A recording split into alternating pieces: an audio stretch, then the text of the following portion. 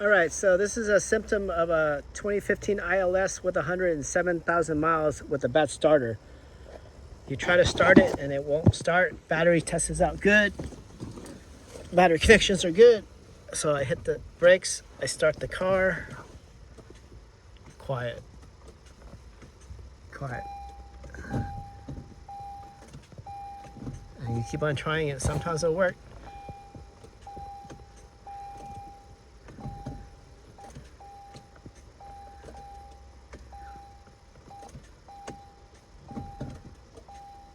Quiet.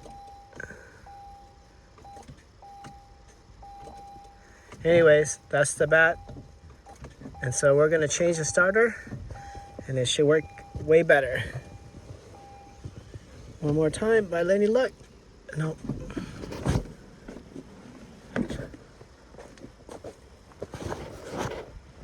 So you can see that going through the intake is rough, and we're gonna go for the bottom.